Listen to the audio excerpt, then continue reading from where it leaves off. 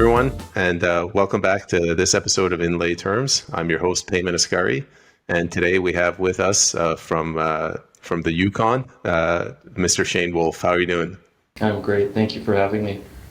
Did I get your name and your city right, or did I completely botch Well, both? I'm in Whitehorse. Sorry. Yeah, and I'm you got so my name sorry. right. I got 50% of it right, but in any case, I apologize for that, sir. Why don't you start by telling us a little about yourself? Well, I'm a professional engineer. I work in mainly with like green buildings, energy efficiency. Um, I wrote a book called How to Future-Proof Your Home back in 2012, and I was working on a service to help people fight climate change and be more sustainable and be more sovereign, which is the exact opposite of what the globalists seem to have in mind for us in terms of their solutions to climate change. I'm sure we'll talk about that. But yeah, I work with the interface between computers and physical building systems. And that's also something we could talk about.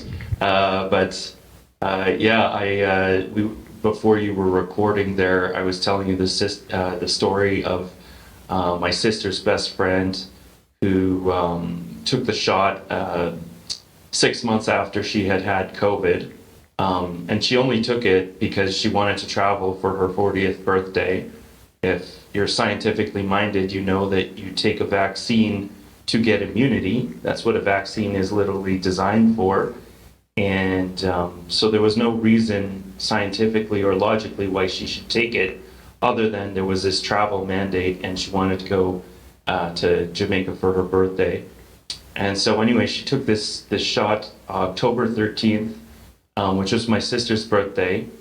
And then 2 days later, the Yukon government announced that they were going to have this vaccine mandate applicable to all their employees and contractors and everybody, basically in the Yukon was the intent.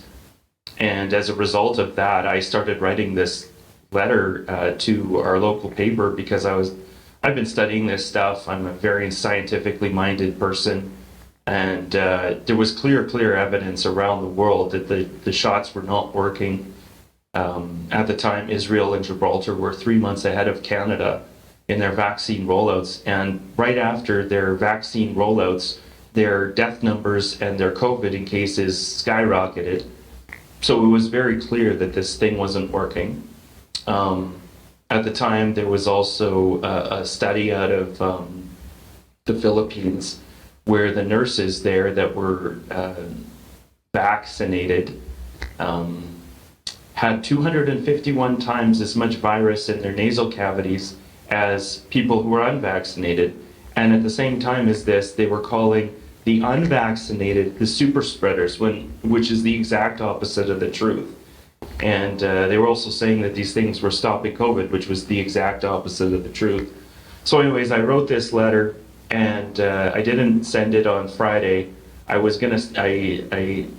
talked to my sister Sunday, and she's telling me that Jolene is in the hospital. She's fighting for her life. And, after getting off the phone with her, I edited this email to say, this letter to the newspaper to say, my sister's best friend is literally fighting for her life.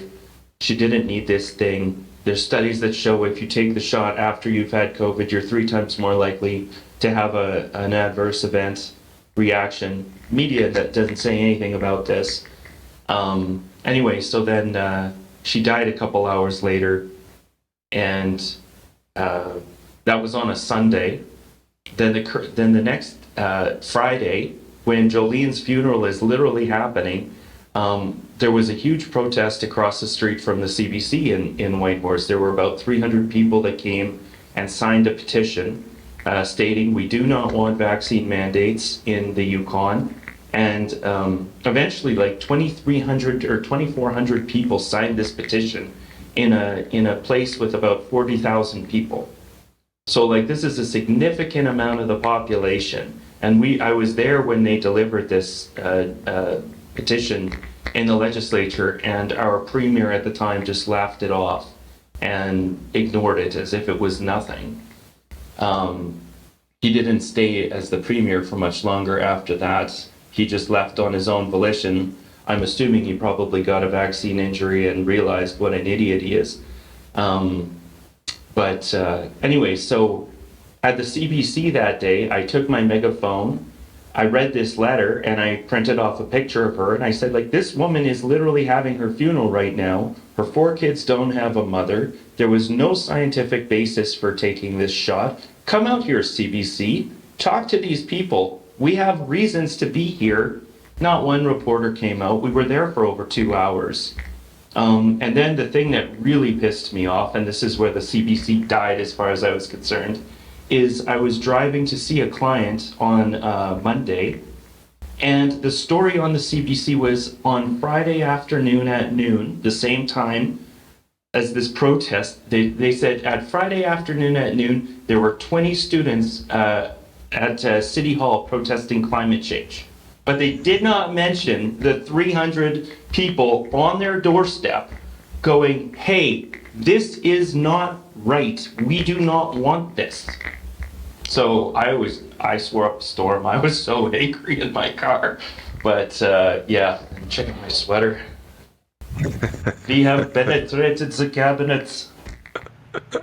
We can do a plug for it later. You can tell people where they can buy it. No, someone made this logo, and I thank you for being so artistic, but I actually thought of this like months ago. It's like, someone needs to, if I could draw, it would have probably been like a hand puppet up his butt going, rather than just the marionette, but his strings need to be cut, as far as I'm concerned, this marionette.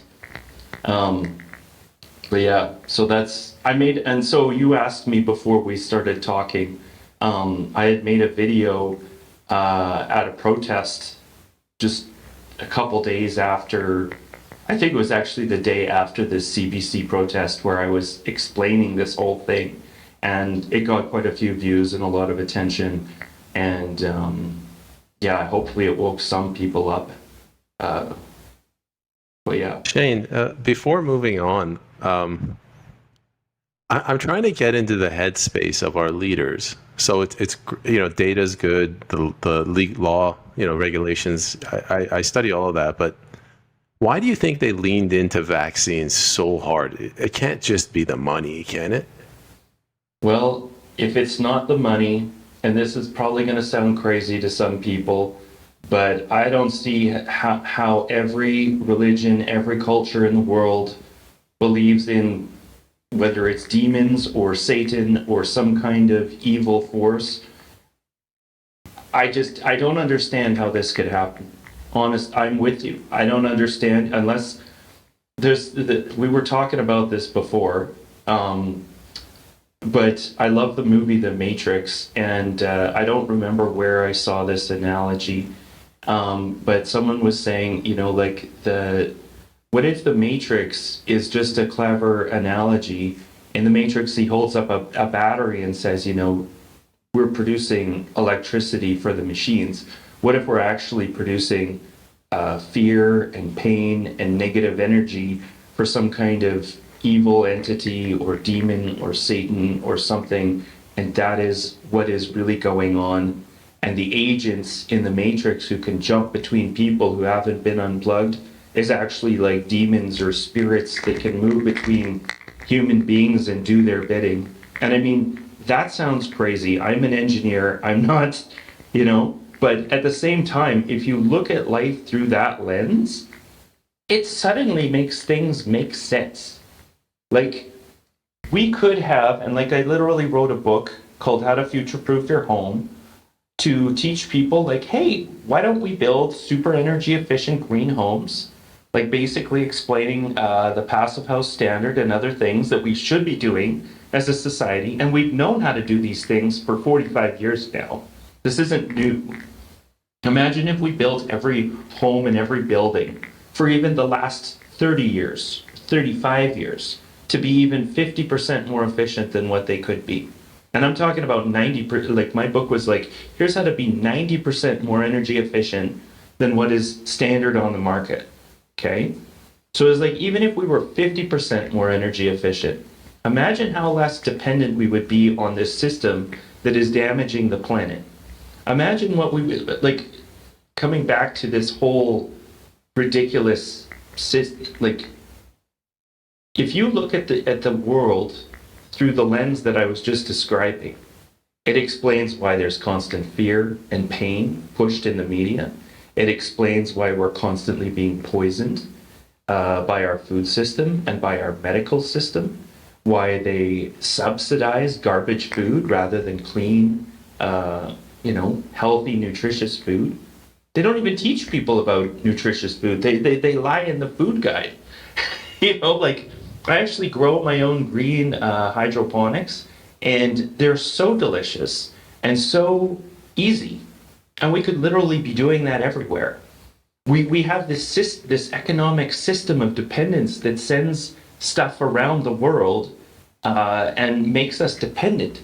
So that if this system crashes and falls apart, which is something I'm very concerned about, if that system falls apart, there's a lot of people who are going to produce a lot of energy juice for this demon or whatever the hell it is. If that's real, I'm not saying it's real. I'm just saying, what if? What if? No.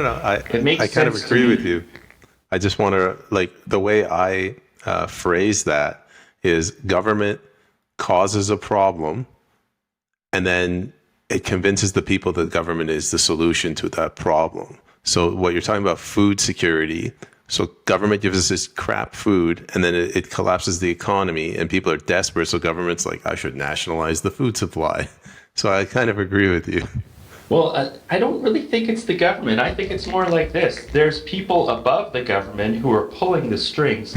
And since governments have a monopoly on force, apparently, then they get to enforce it. The government is just the enforcement arm of the people who print the money out of thin air and then make us all fight up for it. It's the government is supposed to be a bunch of people, working together to benefit the citizens that they govern. And when government, like especially in the last 4 years, my God, the last 4 years, it's become obvious that government has become this force for imposing will or political will on people. And like, we did another protest at the CBC a few weeks ago, and I think that's the first video you saw that I made. But I was basically saying, like, why should anyone who wins a popularity contest, such as and I know you're running for office, but I mean, it doesn't matter. Whoever's running for office, it's a person, right? Why should someone who wins a popularity contest have the right to dictate to a sovereign human being what they put into their body? You don't, like, the government, the civil servants, they don't exercise for me, they don't sleep well for me, they don't eat well for me, they don't wipe my ass, and they sure as hell should not be able to tell me what I put into my body, especially regarding a medical experiment that's never been done before, where the data clearly shows there's a problem. I'm just like, no, there's no way. Back off, And so, coming back to your thing about government, like, government is supposed to work for people, not the opposite way around. People should not become dependent on government. Like, that's borderline fascism right there. And that's borderline where our country is right now, as far as I'm concerned. I actually ask everyone on my show who uses this word can you define what sovereignty means to you? And where do you think the line should be drawn between individual responsibility and government state responsibility? Well, I trademarked the term future-proof, and I was basically trying to, equate the two, because I think that's a good analogy, is like someone who's sovereign is future-proof because they have their needs met, they know how to take care of themselves, they're responsible. I think if you're in alignment with who you are and, using your gifts for the betterment of society, you're going to automatically be happy. And I think that the more people who do that, we're all given gifts. And if you're using your gifts and you're living in alignment with who you are, you're going to be sovereign. you're going to be happy, you're going to feel good about yourself. You know, you're not going to need antidepressants or anti-anxiety meds. You're not going to have depression. And, you know, everyone has bad days. You know, everyone goes through ups and downs. And I do think that a part of emotional healing is sitting with and feeling your negative, your pain from the past, or your, you know, living through your traumas. And life isn't easy. You know, I'm not saying that anybody who is sovereign doesn't have bad days or doesn't feel sad or depressed or angry or any kind of negative emotions, but I think in general, on the whole, sovereignty is about having your shit together.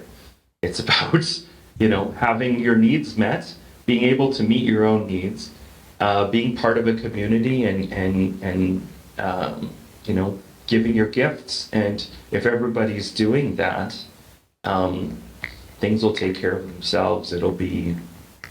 That's the type of society I want to live in.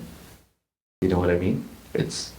I think that's, like, we could have so much better lives than what we have if we weren't like this slave system that we have where everything falls apart. And that's another thing about sovereignty. Like, this system that we live in doesn't want you to be sovereign. It wants you to keep working because your fridge is going to crap out after 10 years type of thing. Rather than, like, my parents have a cabin. My dad built a cabin in 1965, and he put a fridge from the 1940s in that cabin that was running for 20 years before it went in that cabin, and it still runs 6 months per year to this day. So it's like, things used to last. Vehicles used to last a lot longer than they do now. Practically everything used to last. And if you want to be sovereign, you need things that last. But if you want slaves, you build things to fall apart. And if you actually care about climate change and you're a globalist, you should probably stop making things that fall apart if you're not a total hypocrite. So sort of asking the same question in a different way. Over here in BC, our sovereignty has been taking away, like, bit by bit. So plastic straws are banned, plastic bags are banned. They get taxed. Natural gas, I believe it's outlawed at homes. How bad is it up there? Well, okay, I'm from Saskatchewan, and natural gas was put in everywhere because it's the most efficient means of heating. Well, in BC, you guys have a lot of hydro electricity, but which is way more expensive than you know, heating with natural gas.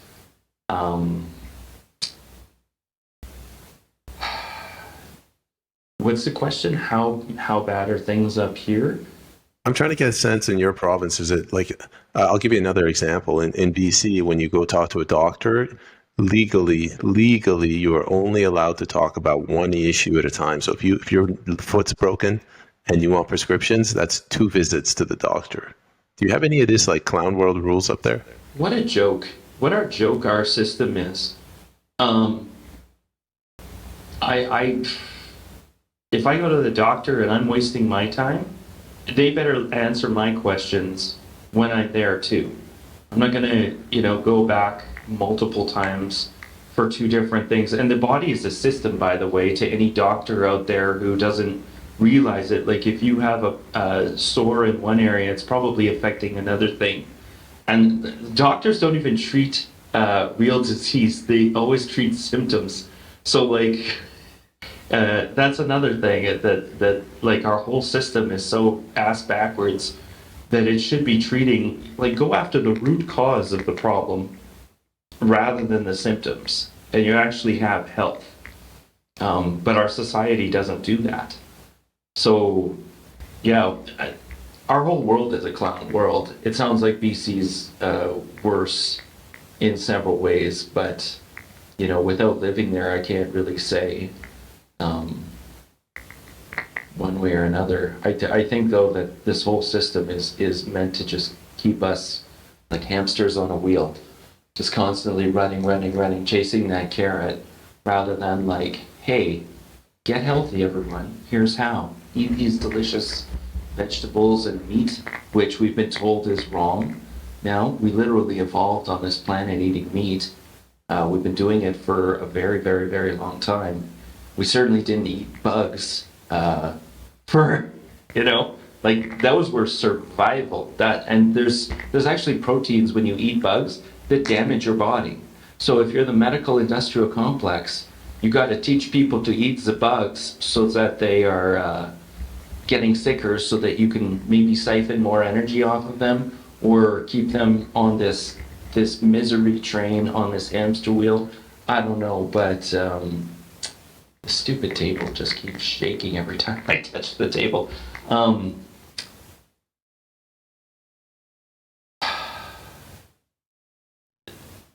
We could have so much better lives, is what it basically comes down to.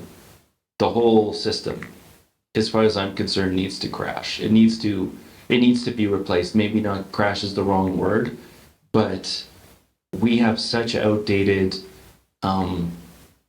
dehumanizing systems, and that is completely unnecessary. And my fear, and what I see happening, is that these assholes, both of them, are trying to make it even worse for us by making us even more dependent on these systems, whether it's a social credit system where they monitor us and they punish people like me for saying the truth and censor people. They censor doctors and scientists, like at the top of the top world leading scientists and doctors. They censored and silenced them during the last 4 years because they were countering the narrative with truth. They were telling the truth. and they were censored and silenced, and they would probably be in jail if these guys got their way, or they would be dead. And we need to oppose that in every manner possible. I don't know how some of these people are even still with us, to be quite frank. I think that there needs to be some government actions, people who see the truth. There need to be military, like if I was in the military and I was forced into poisoning myself, there would be a coup. There would be a coup going on. And I hope there is one. I hate even saying that because it puts a target on my back, but guess what? I don't understand. Actually, when he was here, I'm at my workplace. He literally came and stood in my workspace the day after we had a protest in front of, there was like a meal here for him last February. I think it was last February 12th. And I was actually stating through my megaphone, talking to the police officers, hey, why are you protecting someone who forced all these people, including yourselves, into taking poison? And now there are people dying around the world, cancers, blood clotting, all these problems. And you're protecting this guy who caused it all. When are you going to wake up from that? Those are the people who have the most power as far as I'm concerned. When they wake up, holy man, these guys better be afraid. They're going to be afraid. And quite frankly, the demon thing inhabiting people makes sense. Because how else have they not woken up and dealt with this situation yet? That's what I'd like to know. I'd love to sit. I actually make a point of when I meet police officers, I say, hey, when are you guys going to arrest Trudeau and Freeland? Because they've broken every decency law, every rule there is. That's the truth. It's not something I'm making up. It's not something I'm saying because I want to say it or because I want to live in that world where that is happening. It's literally happening. And to people who can't see it, I feel sorry for them. It's like, what's wrong with you? What's wrong with someone who can't see that what they have done is completely wrong? They've printed all this money out of thin air, given it to criminals to poison us, and they're basically creating destitution in this country by flooding it with people to cover up the people dying, but also to overwhelm our systems. This is happening. It's not something that I'm happy about or like making up. Anyone who's got eyes to see can see it. It's happening. Shane, I wanted to ask you about that, about people not waking up. I think that's how you phrased it. Do you think, like, is this just a really successful propaganda campaign from the CBC, or is it just easier for people to believe the lie? Like, it's easier to just have a barbecue in their backyard and, I don't know, have a pina colada. I don't think it's just the CBC. I think people's kindness has been weaponized. I think that fear has been weaponized to the point where, nice mug. um, I think that it's really hard to wake up when you bought into lies and even tried to force your friends and family and neighbors into also believing those lies, and then the truth kind of hits you. That's really painful. That's really hard. You have to have a lot of um, integrity and strength to go, I was wrong. Yeah, it's really hard for people to do that, especially if you believe that you were doing the right thing for your health and for your body, and then you told people you're going to die. You deserve to die if you don't do this. There's a lot of people like that who did that. And we're going, wait, you're the ones who's going to die if you're doing this. It's going to hurt you. We can see it. It's the writings on the wall, bro. It's really hard to be those people right now. So waking up is like waking up to a nightmare, because the world has become a nightmare because of people believing these lies.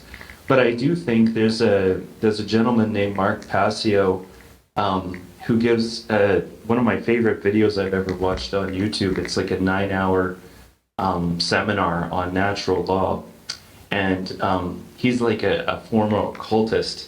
And he talks about, like, this is what these people believe. This is what gives them their power. These are the people behind what we're talking about right now. And he basically is dishing out on their secrets and saying, like, this is what these people believe. And one of the things he says at the beginning of his presentation is, the truth is it wages war against mind control and lies. It just starts going to town on your lies. And when you hear the truth, like, the way to wake people up is just give them the truth. Give it to them in a kind way, as kind as possible, and just ask them questions and let them stew over it. And like my goal, whenever I talk to people, like when I'm, especially now, I'm saying things that could get me in trouble because I'm still saying the truth though. Our rights have been violated. People's rights around the world have been completely violated by governments, and that's wrong. And I don't know how these people who've done this can sleep at night. I don't know if they are pedophile demons or if they are crazy or what's going on, but you have to realize that this is not okay. And maybe these same people, in fact, I'm convinced these same people believe that there's way too many people in the world. Well, start with yourself. Be the change you wish to see in the world. If that's what you believe that there's too many people in the world, guess what? Start with yourself. It's not your decision, asshole. That's what I would love to say to them to their faces, because that's the truth. Like, it's not up to them. So I don't know if that answered your question, but I think that the truth is the way to wake people up. And I do think it is very difficult for some people to wake up, and unfortunately some people will not wake up. And the process is difficult. Like, I'll tell you, my process of waking up was not easy, and it's still a process. It's not like it's like one day you're just awake and you see everything. I mean, I literally dedicated my career to fighting climate change 16 years ago, and now I'm questioning, is this even real? Is this whole situation that we've been told real? And like the thing that they, and like, this is a scientific fact. We've known since the 1890s that carbon dioxide reflects infrared radiation back at the Earth. So like the sun shines on the Earth, heats up the Earth, and then that heat comes back and it gets trapped by carbon dioxide and water vapor and other greenhouse gases. And if it wasn't for that, the Earth would literally be a ball of ice floating through space, right? So this is true. Like, it's verifiable every single time. You could test it with science. Science is the repeatable. It's repeatable. You know it for certain. Absolutely, right? Here's the thing. There's only certain frequencies, and I just realized this lately. There's only certain frequencies that carbon dioxide will reflect. So there's only certain temperatures of like, you and I are giving off heat right now. I have a fancy $5,000 thermal imaging camera and a thermographer designation where I can go to buildings and scan the walls, and I can see the heat moving through it. And if you stand in front of a window, you can see your own reflection, the heat given off from your body in that window or in that mirror, because this camera can see the heat reflecting, right? And so the atmosphere, the CO2 level, it's catching certain frequencies and reflecting those back, but there's only a certain band of frequencies that CO2 is able to reflect.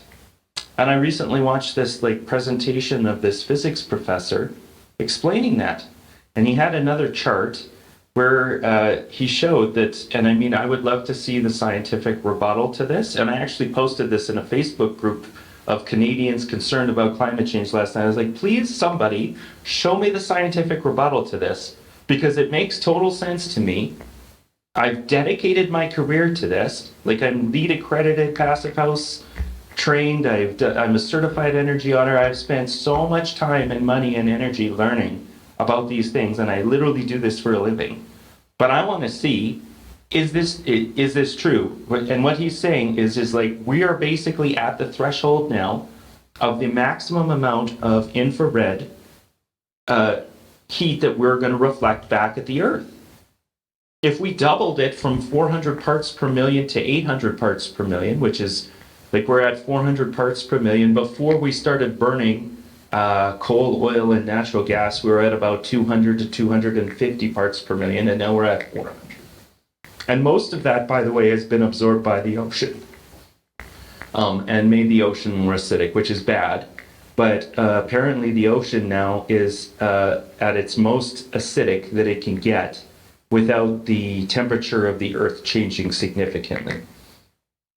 So anyways, that was a buffer. But anyway, what I'm saying is, if they doubled the amount of carbon dioxide in the atmosphere, it's probably not going to reflect much more heat towards us. And it makes the plants happier, which will automatically balance itself out anyway.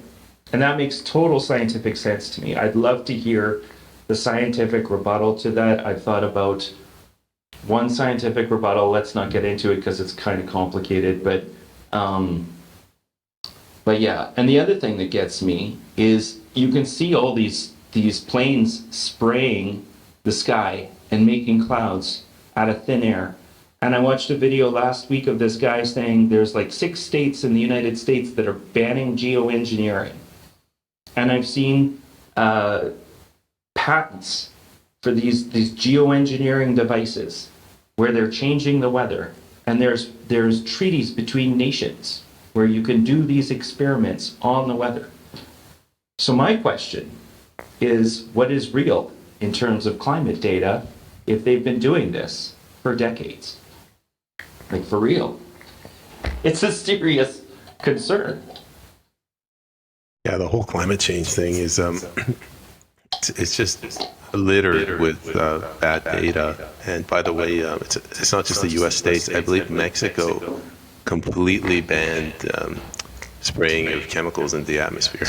That's wonderful. We need to do that everywhere, because who knows what that's doing to our health. The other thing I wanted to say is taxing people to poverty is not going to solve climate change. The real solutions, if CO2 is really the most, we can't change what the sun does. I think it's mostly the sun that's doing its thing. But we can't change what the sun does, but we can change what we put into the atmosphere. And I do believe we need to get away from fossil fuels. They've made us very wealthy. They've made our lives great. They make most of the stuff that we use for our, like our everything plastic, is made of fossil fuel. Why are we burning it? Why are we taking this very valuable thing and then saying, hey, let's just burn that sucker? Put it into the atmosphere. Like, that's stupid. There's so much of it that's probably one of the reasons, but I think ultimately the reason we need to get off of fossil fuel is because it's a form of slavery. We're completely screwed without it. We can't do anything currently. And I just held up my phone, but I literally have an ebook on there that's like 2,500 pages of buried patents of free energy devices. There's a video on Rumble. It used to be on YouTube. They took it down because YouTube likes to censor things now, the truth. But it was a documentary called It Runs on Water. There was a guy named Stanley Mayer in the 90s who had created vehicles where he would put water into a tube and then vibrate that water. I think it was like at 20 or 30,000 hertz. And it would just basically break up the molecules and make it so that you had hydrogen and oxygen. And then he would just simply recombine them in an engine, and the output is water. And he tried to sell this and stuff. They offered him a lot of money to just shelve this whole thing, and he ended up with food poisoning. And apparently his last words were, "They poisoned me." So, and even when I was a kid, my next door neighbor was my age, but his dad was a mechanic. And he had invented this like rotary engine where he had placed magnets kind of across from each other, and this thing would just start spinning and spinning and spinning, but it would just fly apart eventually because he couldn't get it perfectly balanced. But he patented this thing and apparently sold it for quite a bit of money. But have you ever seen anything like that out on Amazon? No. That's intentional. And there's lots of other devices like that. Like, energy is literally everywhere, okay? We are just, the hydro plants, those are capturing the energy of water moving. A solar panel is capturing the energy of photons hitting it. When we burn fossil fuel, we're transferring the energy of that fossil fuel into water to make steam, to run it through a turbine, to create electricity. We're just taking energy from one form and converting it to another. And essentially every energy device, and I'm a certified energy auditor, I stand to lose big time if energy is completely free and abundant, which it is. I'll find something else to do. I'm not worried about myself. But yeah, there's literally energy anywhere. And I made a video about this a long time ago, and I think it might have even got me shadow banned or whatever, but like E equals mc squared, Einstein's famous equation, literally translates to E for energy equals mass of a particle times c, which is the speed of light squared. The speed of light is 3.00 times 10 to the 8th meters per second. That's a huge, huge number. You multiply that times itself, it's a huge, huge, huge number. So like every particle has incredible amounts of energy associated with it. And I think that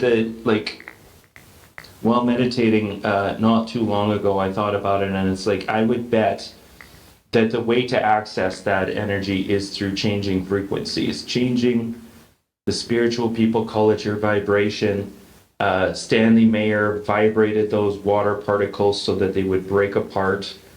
Nassim Haramein talks about like the energy in between particles and in the atom. Like the atom is like 99.99, like 12, like 0.9999999, like with, I think it's 12 nines, empty space.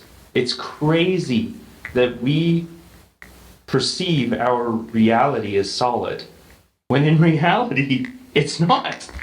And that's because of the energy holding these things together. So I'm not going to pretend I'm a quantum physicist or anything. I just find it really, really fascinating.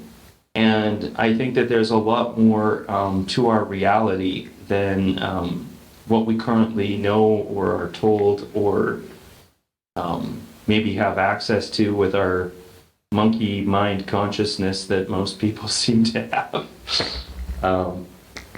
But yeah. The two most, I'm not a quantum physicist, but the two most interesting things in quantum physics, one, electrons and quarks are point particles, and two, most of our mass comes from the fact that we're moving really quick. It's not even from the Higgs field.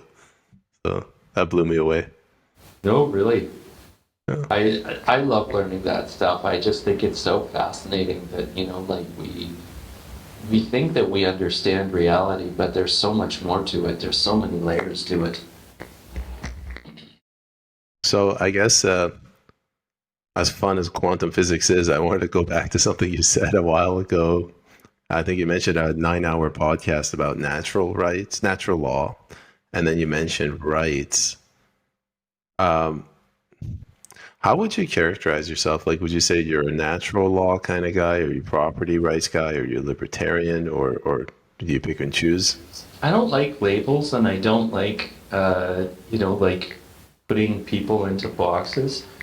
I don't know the difference between like a libertarian and a, natural law. Like, I believe that there are certain rules to our reality, most of which we are completely unaware of and have been hidden from us.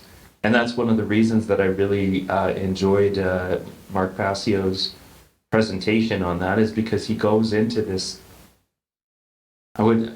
they're more like spiritual laws than physics. Like, I mean, I studied electronic systems engineering, I love it when someone who's anti or pro-vax says, well, follow the science, or you're anti-science. It's like, it says Shane Wolffe, Bachelor of Applied Science in the field of electronic systems engineer, which is arguably one of the most complicated subjects that there is, that we have as in our reality right now. So I love science. But anyway, I wouldn't label myself as any of those things. I would say that I believe that we should just keep growing and evolving and contributing and enjoying. Like, we're here to enjoy. I believe we're like spiritual beings, and we have a body, and that's our vehicle to help the universe or God discover itself. Like, we're the universe discovering itself and living. And what a cool game, I don't know your personal beliefs.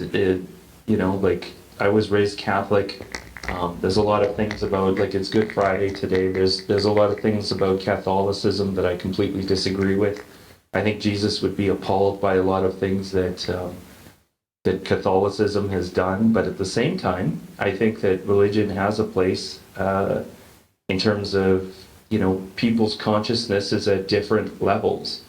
And I think that religion is a very useful way of helping to shape consciousness and shape society. And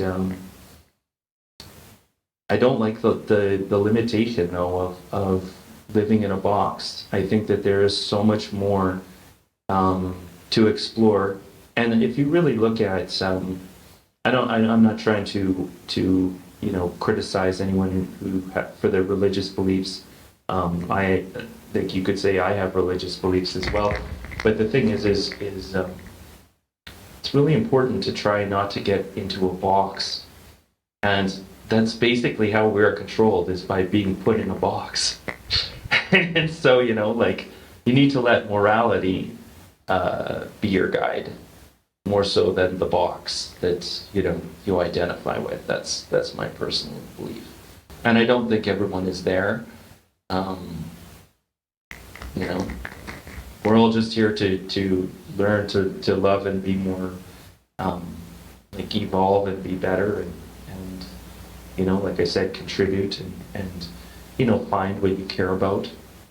And, just because I dedicated my career to fighting climate change doesn't mean that if I question climate change that I'm I'm not helping the environment or helping, like the environmental movement is ultimately about making sure that humans have a nice place to live. And I find it really disturbing that the people who claim to care about climate change and the environment have created a system that literally creates so much garbage and so much pollution and incentivizes poisoning us, rather than creating systems that allow us to thrive and be at our best and elevate us. If there is some kind of demon that's feeding off of our energy, they've done a really good job of holding humanity down and holding us down. And I really do think that right now, there is a good side to this bad that we've just been through. It is about waking people up. It's waking us up. It's making things better. And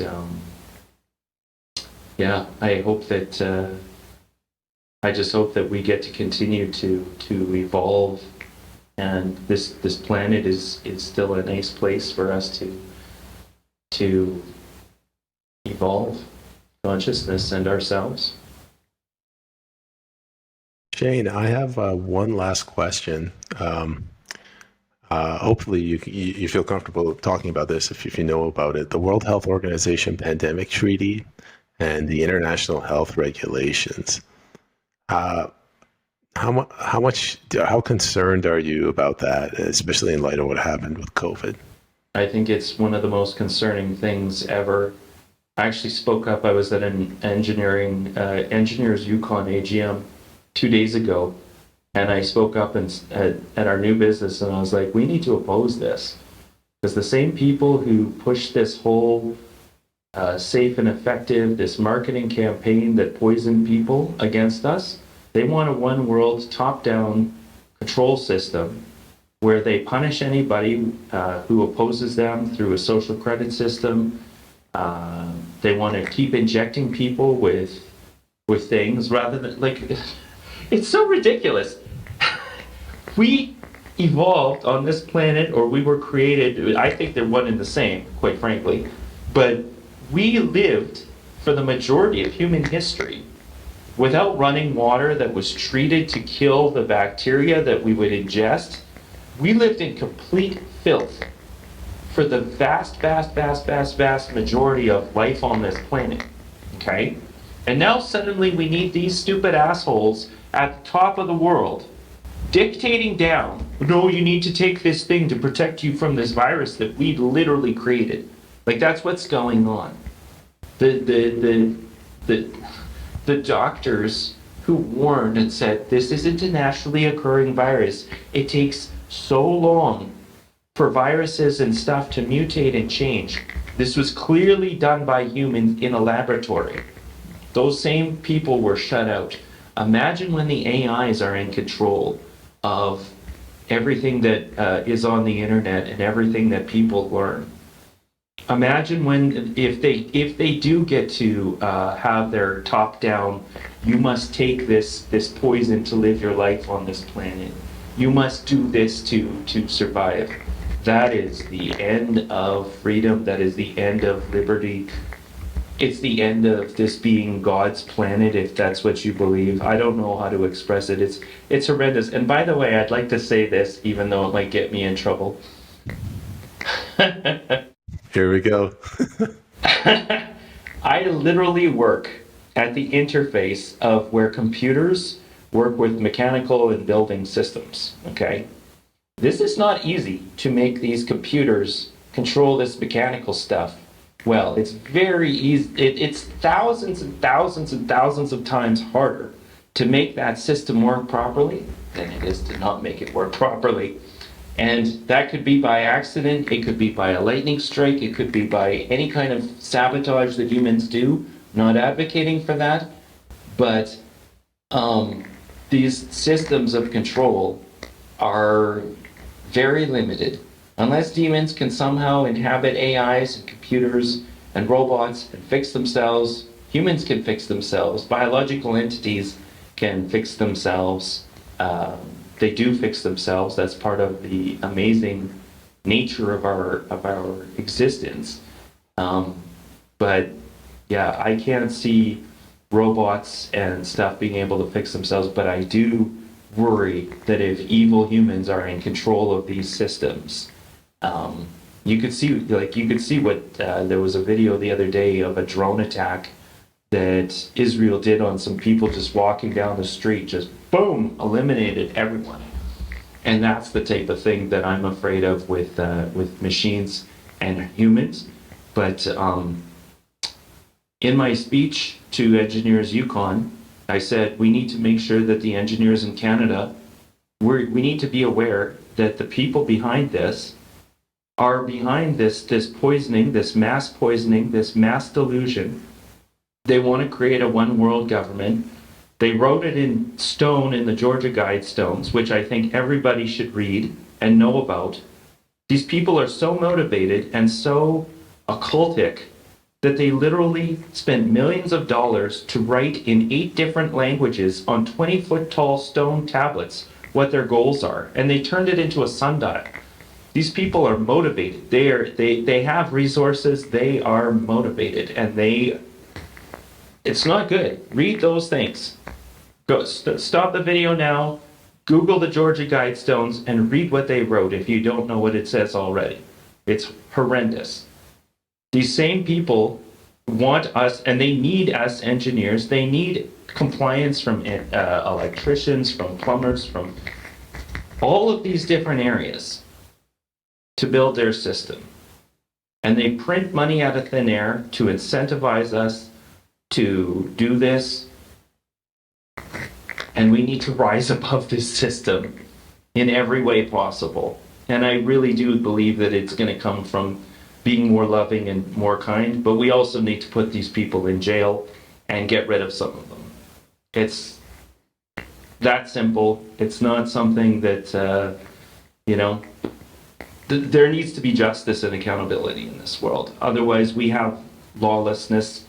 There's lawlessness. The people who run this world are acting lawlessly.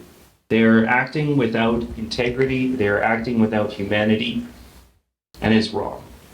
And I wouldn't ever kill myself, by the way.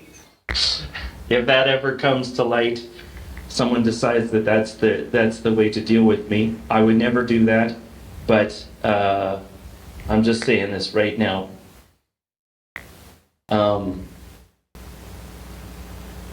I think to answer your question, this WHO treaty, everything about it is anti-human. It's the centralization of power. It's fascist. It's horrendous, and it's in line exactly with what they told us they were going to do. They wrote it in stone. They wrote it into agendas. It's not a conspiracy theory. It is the absolute end of human freedom and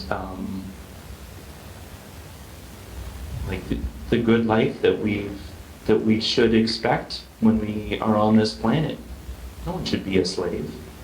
We abolished slavery a long time ago. We're still slaves for money, but they're trying to get rid of that, where it's going to be compliance. If you're a good little boy or girl, you're compliant, now you can have stuff. You'll own nothing and be happy. We'll own everything. We'll own everything, and you'll do what we say, or you won't have anything. We'll shut your money off. Well, guess what? There's a lot of ways to shut their system down if they shut the money off or they shut people down. And I don't want to live in a world where they get to run it. So, and I'm sure there are a lot of people who will wake up maybe on their deathbed and realize, holy crap. And I hope those are the people who take out this system, this horrendous group of individuals who have polluted our world and destroyed it. But hey, they also woke some people up, and it's like there's a good side to the bad. And I think that's part of the whole game. It's part of the whole, I think there's a grander vision for this whole thing. So Shane, we're approaching the end of the episode, and I always like to ask my guests to give other Canadians some words of optimism or some advice on what they can do to take back their country?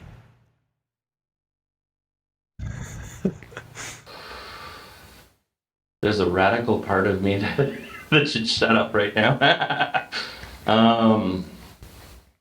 We need to hold people accountable. There are literally criminals running our country right now that should be in jail, not being protected, not flying around for free, not getting bodyguards and stuff. They should be in jail, and we need to demand that. The only reason they're not in jail is because not enough people are awake yet. So the more people that wake up and see the truth, I think that it's inevitable. And like there's court cases every day that are vindicating people who stood by the truth. But it's also highlighting how corrupt our justice system is, how corrupt our police service is that they haven't arrested these people yet, how corrupt our governments are. And there's a lot of people who are in cover your butt mode. So I really don't know what's going to happen. There's a lot of conspiracy theories that on April 8th, this solar eclipse is going to be the start of a really, really bad time. I don't know. I hope not. I would love to continue to age and enjoy my life while I can, without having to suffer more than we already have the last 4 years. But I think the best thing we can do is wake people up, show them the truth, and keep like the biggest problem right now, I think, is people not speaking the truth, censoring themselves, staying silent when they know that there's a problem. I don't care if it's your boss or your friends. You need to speak the truth. You'll feel way better. It might come with some pain initially, but guess what? The truth will set you free. There's total truth in that. It's absolutely the best thing you can do. And the more you do it, the easier it gets, and the funner it is too, because you get to see, like, you should see people's faces when I just wear this sweater around. Some people just get like, triggered. Oh, I've got another really fun shirt under here. I don't know. You can see it. Let's see it, but let's try to keep it PG. Oh yeah, don't worry. I got vaccinated, but if you get vaccinated, my vaccination will work gooder. Talk about a lie. If you don't take your vitamins, my vitamins won't work. If you don't wear your life jacket, my life jacket won't work. Like, this is the thing. We've been lied to so much, and the people who are doing that lie need to be called out and held accountable. And like, we started by talking about CBC, even before this podcast. I hope nobody watches the CBC anymore. I can't see how anybody would or why they would. I have family members that do still. And that's because they can't use a computer. They don't know how to use a computer, I suppose. But the thing is like, these institutions, we need to take all their power away. And the people who work at these institutions, they need to be called out. Like, how do you sleep at night? How do you sleep at night lying to people for a living? Stop lying to people. That's the number one thing. And I bet these people are suffering. They're suffering in silence. There's something irking away at them, just chipping away, that hurts them every day. And they've earned that. Maybe some of them have zero conscience and they're just like, whatever, they don't care.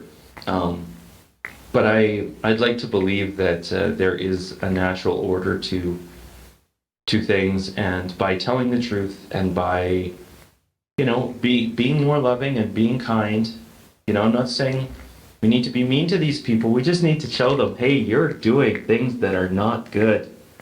How do you feel about yourself? Probably not good. It's that simple. We actually did this the other day in Whitehorse. There was a attitudes towards vaccines workshop, and this is sponsored by Yukon University and the Yukon Council of First Nations. and they want to know why you would take a vaccine or why you wouldn't take a vaccine. And it's basically to figure out how to manipulate you into taking more vaccines. That's literally what it's for. And a bunch of us showed up and we were like, well, what's the truth? Can't you see that this is harming people? Can't you see that this is unnecessary? Like, why, how do you sleep at night? You know? And I think we literally had an effect. Even though these people are getting paid to do this what I would consider a totally ridiculous project. You know, why are you doing this? How do you sleep at night? You know, we even served one of my friends served an information package from Stand United BC to them and said, like, you're going to want to read this and you want to hold on to that for your lawyer in the future.